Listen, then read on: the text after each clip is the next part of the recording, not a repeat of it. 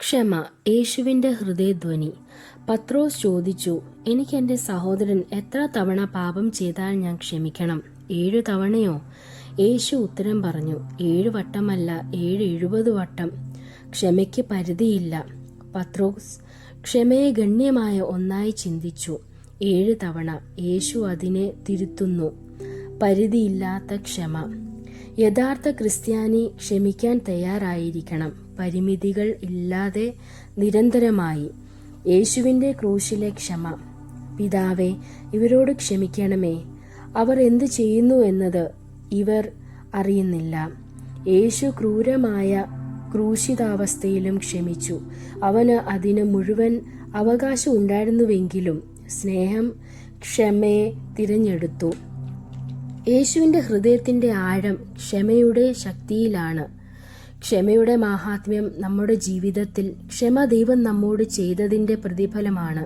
ക്ഷമ ചെയ്യുന്നത് മറ്റുള്ളവർക്കായി മാത്രമല്ല, നമ്മുടെ ആത്മശാന്തിക്കും അതിതാപകമാണ്. ക്ഷമ ബന്ധങ്ങൾ പുനർജീവിപ്പിക്കുന്നു, ഹൃദയഭാരം മാറ്റുന്നു, ദൈവസാന്നിധ്യം വർദ്ധിപ്പിക്കുന്നു. ക്ഷമ യേശുവിൻ്റെ ഹൃദയത്തിൻ്റെ തിരുസ്വരമാണ്. അത് നമ്മുടെയും ജീവിതമാകണം. വിനയം, ദയ, ദൈവരാജ്യത്തിൽ പ്രവേശനം. ദൈവരാജ്യത്തിൽ പ്രവേശിക്കാൻ വേണ്ടത് ഒരു ശുദ്ധ ഹൃദയവും വിനീതമായ മനസ്സുമാണ്. നിങ്ങൾ മാറി ചെറിയ കുട്ടിയെപ്പോലെ ആകുന്നില്ലെങ്കിൽ ദൈവരാജ്യത്തിൽ പ്രവേശിക്കില്ല.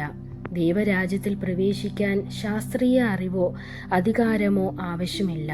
വിശ്വാസം, അതിശയഭക്തി, ഹൃദയത്തിൻ്റെ ലാളിത്യമാണ് ദൈവം കാണുന്നത്. കുട്ടിയെപ്പോലെ വിശ്വസിക്കൂ.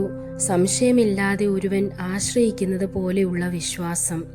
ദൈവത്തിനു മുന്നിൽ മര്യാദയും വിനയവുമാണ് മഹത്വം.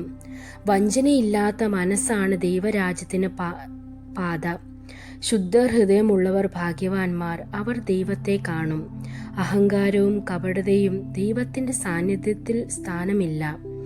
മനസ്സിൻ്റെ ശുദ്ധത കുറ്റമറ്റതല്ല, മറിച്ച് ദൈവത്തെ സ്നേഹിക്കാനും പിന്തുടരാനും ആഗ്രഹിക്കുന്ന മനസ്സ്. ദയയും കരുണയും ദൈവത്തിൻ്റെ സ്വഭാവം. ദയാഗുണമുള്ള ശമര്യൻ. ഒരു നിയമശാസ്ത്രജ്ഞൻ യേശുവിനോട് ചോദിച്ചു, ഞാൻ നിത്യജീവനെങ്കിൽ എന്ത് ചെയ്യണം? യേശു മറുപടി പറഞ്ഞു, നിന്റെ ദൈവത്തെ മുഴുവൻ ഹൃദയത്തോടും സ്നേഹിക്ക, നിന്റെ അയൽക്കാരനെയും. അവൻ ചോദിച്ചു, എങ്കിൽ ആരാണ് എൻ്റെ അയൽക്കാരൻ? അതിന് യേശു ഈ ഉപമ പറഞ്ഞു. ഒരു പുരുഷൻ യെരുശലേമിൽ നിന്ന് എരിഹോവിലേക്കുള്ള വഴിയിൽ പോവുകയായിരുന്നു. കള്ളന്മാർ അവനെ ആക്രമിച്ചു. ഒരു പുരോഹിതൻ അവനെ കണ്ടു, വഴിവിട്ടുപോയി. ഒരു ലേവ്യനും കണ്ടു, അവനും അവനെ ഉപേക്ഷിച്ചു. ഒരു ശമര്യൻ അവനെ കണ്ടപ്പോൾ മനസ്സലിഞ്ഞു. എണ്ണയും വീഞ്ഞും നൽകി അവൻ്റെ മുറിവുകളെ കെട്ടി മൃഗത്തിൽ കയറ്റി വഴി അമ്പലത്തിലേക്ക് കൊണ്ടുപോയി. വൈദ്യസംഭരണത്തിന് തുക നൽകുകയും ഇനിയും വേണമെങ്കിൽ ഞാൻ തിരിച്ചു വരുമ്പോൾ കൊടുക്കാമെന്ന് പറഞ്ഞു. യേശുവിൻ്റെ ചോദ്യം. കള്ളന്മാരുടെ കയ്യിൽ അകപ്പെട്ട അവന് ഈ മൂവരിൽ ഏവൻ അയൽക്കാരനായി തീർന്നതെന്ന് നിനക്ക് തോന്നുന്നു? അവനോട് കരുണ കാണിച്ചവൻ എന്നവൻ പറഞ്ഞു. യേശു അവനോട്, പോവുക, നീയും അങ്ങനെ ചെയ്യുക. നിങ്ങളുടെ ഹൃദയം യേശുവിന് തുറക്കൂ, അവൻ നിങ്ങളെ സ്നേഹിക്കുന്നു. നിങ്ങളെ ദൈവം അനുഗ്രഹിക്കട്ടെ.